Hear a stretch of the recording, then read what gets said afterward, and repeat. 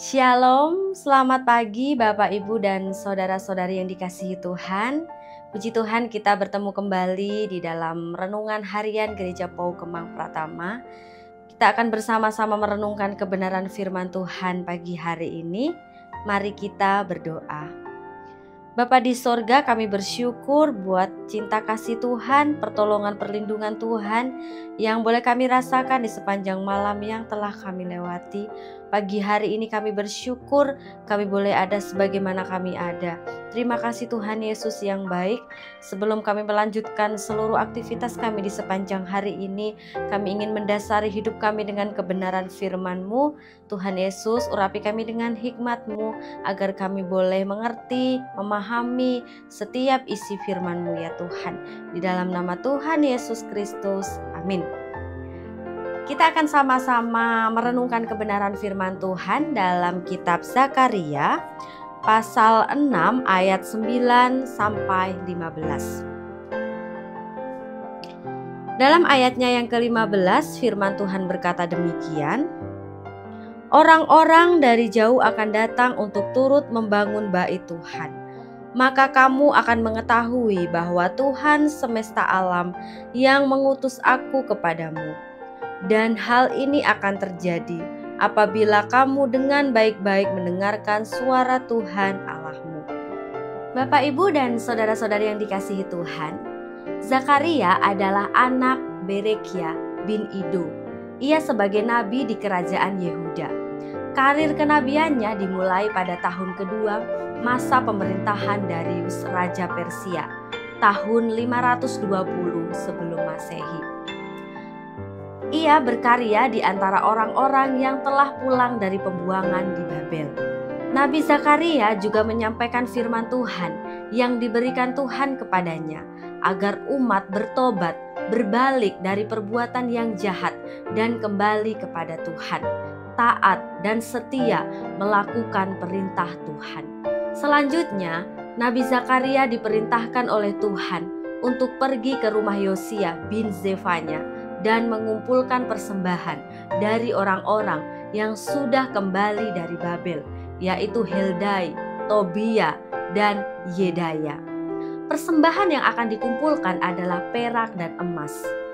Perak dan emas dibawa oleh orang-orang yang kembali dari pembuangan di Babel sebagai pemberian dari Raja Persia, serta penasehat-penasehatnya dan pembesar-pembesarnya, dan juga semua orang Israel yang ada di Babel untuk membantu membangun kembali bait Allah serta segala perabotan.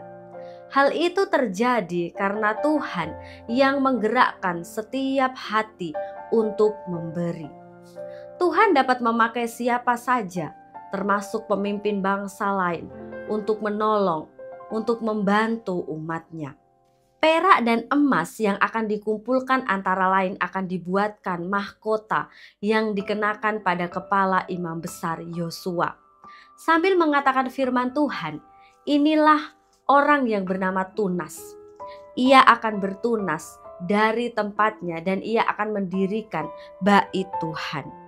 Mahkota dari bahasa Ibrani, Atara, artinya kehormatan, kebanggaan, kedaulatan, dan kemuliaan. Mahkota dikenakan pada kepala imam besar Yosua. Bapak, Ibu, dan saudara-saudari yang dikasihi Tuhan, dalam renungan kita pagi hari ini, saya mengangkat tema kerjasama dalam membangun bait Tuhan. Ada beberapa hal untuk menjadi refleksi kita bersama melalui firman Tuhan yang telah kita baca bersama pagi hari ini. Dalam ayat ini, kita melihat panggilan untuk mendengarkan dan menaati suara Tuhan. Ketaatan adalah kunci untuk melihat janji Tuhan tergenapi dalam hidup kita. Sama seperti orang-orang pada zaman Zakaria, dipanggil untuk membangun bait Tuhan. Kita juga dipanggil untuk mengambil bagian dalam pekerjaan Tuhan, baik itu dalam pelayanan gereja, keluarga, maupun komunitas. Di dalam ayat ini juga menunjukkan bahwa pekerjaan Tuhan seringkali melibatkan kerjasama dari banyak orang. Orang-orang dari jauh akan datang untuk membantu dalam pembangunan bait Tuhan. Ini mengajarkan kepada setiap kita bahwa kita tidak dapat bekerja sendirian, tetapi perlu bergandengan tangan dengan orang lain untuk mencapai tujuan yang lebih besar, tentunya untuk kemuliaan nama Tuhan. Janji Tuhan akan digenapi jika kita setia mendengarkan suaranya. Kesetiaan dalam mendengarkan dan menaati Tuhan adalah dasar untuk melihat kuasa dan karya Tuhan dinyatakan dalam kehidupan kita.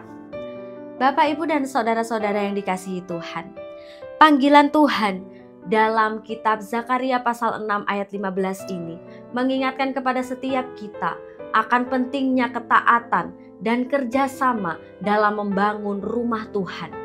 Seperti Nehemia dan orang-orang Israel yang bekerja sama untuk membangun kembali tembok Yerusalem.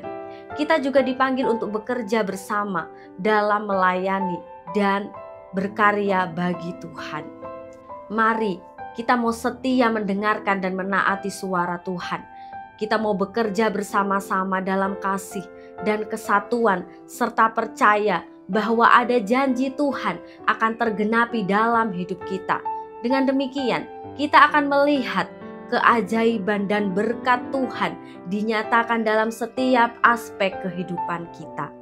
Untuk itu, mari kita setia mendengarkan dan menaati suara Tuhan, bekerja bersama-sama dalam kasih dan kesatuan, serta percaya bahwa janji Tuhan akan tergenapi dalam hidup kita. Dengan demikian, kita akan melihat keajaiban dan berkat-berkat Tuhan dinyatakan dalam setiap aspek kehidupan kita. Tuhan Yesus memberkati. Mari kita berdoa. Terima kasih untuk kebenaran firman-Mu yang boleh kami baca dan renungkan bersama-sama di pagi hari ini ya Tuhan, yang mengingatkan kepada setiap kami untuk kami senantiasa mentaati, setia akan setiap perintah-perintah-Mu ya Tuhan. Tuhan, tolong mampukan kami agar kami boleh bersatu, bekerja sama untuk membangun bait-Mu ya Tuhan. Untuk kami senantiasa bersatu bersama-sama untuk keberhasilan dalam pelayanan yang Tuhan percayakan kepada kami. Di dalam nama Tuhan Yesus Kristus, kami siap menjalani seluruh aktivitas kami di sepanjang hari ini. Pimpin dan sertai setiap langkah kami. Di dalam nama Tuhan Yesus Kristus, kuasai hati pikiran kami agar kami tetap hidup seturut dengan kehendak-Mu. Haleluya. Amin. Selamat beraktivitas. Tuhan Yesus Kristus memberkati.